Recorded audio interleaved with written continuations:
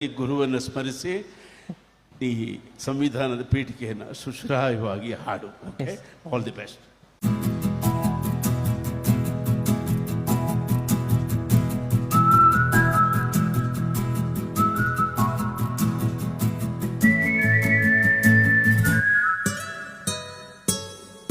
ಭಾರತದ ಜನಗಳಾದ ನಾವು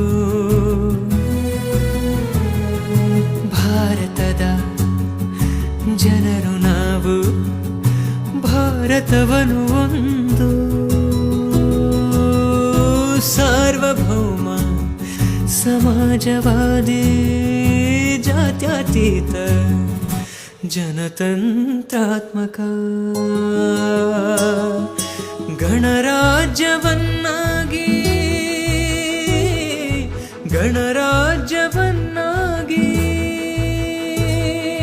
ಗಣರಾಜ್ಯವನ್ನಾಗಿ ರೂಪಿಸುವುದಕ್ಕಾಗಿ ಭಾರತದ ಎಲ್ಲ ಜನರಿಗೆ ಸಾಮಾಜಿಕ ಆರ್ಥಿಕ ಮತ್ತು ರಾಜಕೀಯ ನ್ಯಾಯವನ್ನು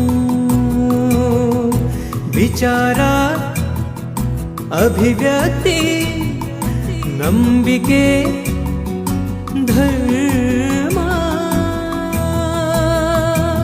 ಮತ್ತು ಉಪಾಸನೆಯ ಸ್ವಾತಂತ್ರ್ಯವನ್ನು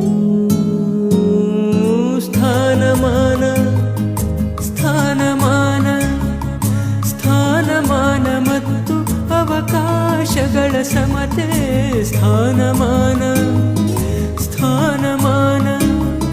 ಸ್ಥಾನಮಾನ ಮತ್ತು ಅವಕಾಶಗಳ ಸಮತೆ ದೊರೆಯುವಂತೆ ಮಾಡಲು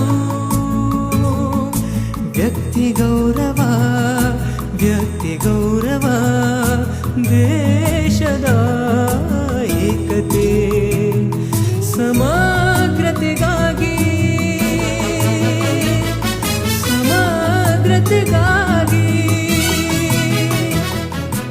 ಎಲ್ಲರಲ್ಲಿ ಭ್ರಾತೃತ್ವ ಭಾವವನ್ನು ಮೂಡಿಸಲು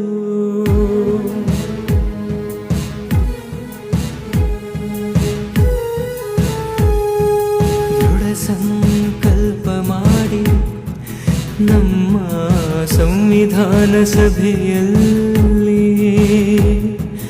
1949 ನವೆಂಬರ್ ತಿಂಗಳ 26ನೇ ದಿನ ನಮ್ ತರಗಿಡ ತರಗಿಣತ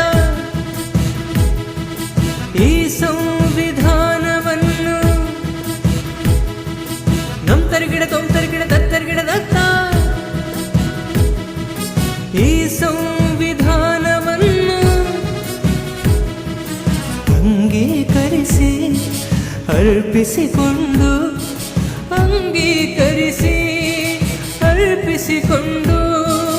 ನಮಗೆ ನಾವೇ ಶಾಸನವಾಗಿ ವಿಧಿಸಿಕೊಂಡಿದ್ದೇವೆ